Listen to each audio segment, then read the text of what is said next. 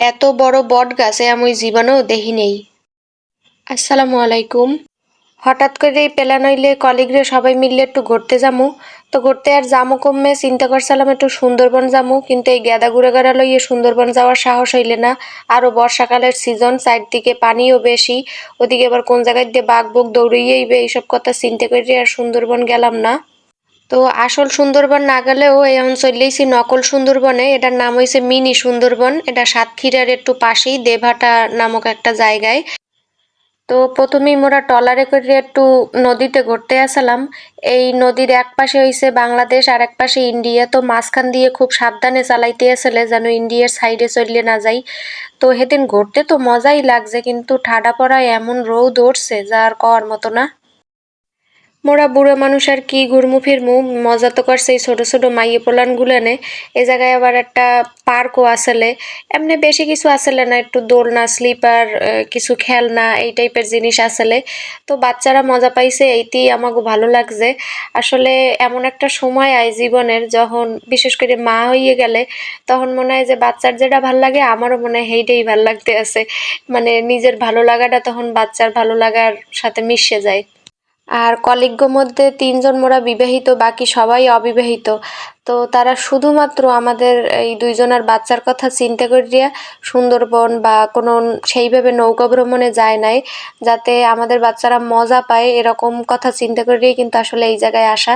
তো অনেক অনেক ধন্যবাদ হাসান ভাই, তাপস ভাই, মানে সবাইরে। একজন একজন করে কইতে গেলে তো অনেক সময় লাগবে না। আর এই পার্কটার নাম যেহেতু মিনি সুন্দরবন, এই পার্কটা হচ্ছে সুন্দরবন থিমের উপর তৈরি।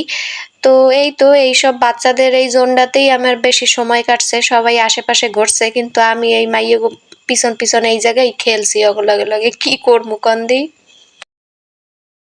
আর এই মৎস্য কন্যারে দেখে তো আমার ভীষণ মায়া লাগতে আসলে। মাছ হইয়ে একটু পানির মধ্যে থাকবে হে সুযোগও নাই, পানিও শুকিয়ে গেছে রৌদে। মাইয়াই উঠছে এখন একটু স্লিপারে, কিন্তু স্লিপারের অবস্থা দেখেন, স্লিপ করা তো দূরের কথা, দৌড়ইয়ে নামতে পারবে এরম একটা অবস্থা। তো ভীষণ বিরক্ত হইছে এইটাতে উঠিয়া। এ জায়গায় ঘুরে দেখানোর মতো আরো অনেক জায়গা আসলে, কিন্তু ওই যে কইলাম মাইয়ে লইয়া একেবারে এই জায়গায় পড়ে রইছি, আর তেমন কোথাও বাইরে যাইতে পারি নাই। আর এই মিনি সুন্দরবন আইয়ে যদি আপনি এই জায়গায় একটা ছবি না তোলেন, হেলে আপনার মানে আইয়ে কোনো লাভ নাই। তো আমি আসলে ছবি তোলার সময় পাই নাই, তবে মাইয়ের আর স্বামীর একটা ছবি তুলে দিছি। এই তো এই জায়গার ঘোরাঘুরি এখন শেষ, তবে এখন একটা খুব সুন্দর জায়গায় যামু, চলেন। শুনছিলাম এর আশেপাশে একটা বট গাছ আছে, কিন্তু বট গাছের আর কি দেখমু এই কথা চিন্তা করে গাড়িতে বইয়াছিলাম। কিন্তু ওই যে আমার মমিতা দিদি দৌড়াইয়ে কয় কি, আপনি যদি এই বট গাছটাই না দেখছেন তাহলে আপনার অনেক কিছু মিস করবেন। আসলেই তাই, ভিতরে ঢুকে দেখি ওরে বিরাট বট গাছ, একদম শাখা প্রশাখা মিললিয়া অনেকটা জায়গা জুড়ে এই বট গাছ। কর্ম জীবন মানেই ব্যস্ততার ব্যস্ততা, তাই এরকম মাঝে মাঝে হাওয়া বদল হইলে খুব ভালোই লাগে।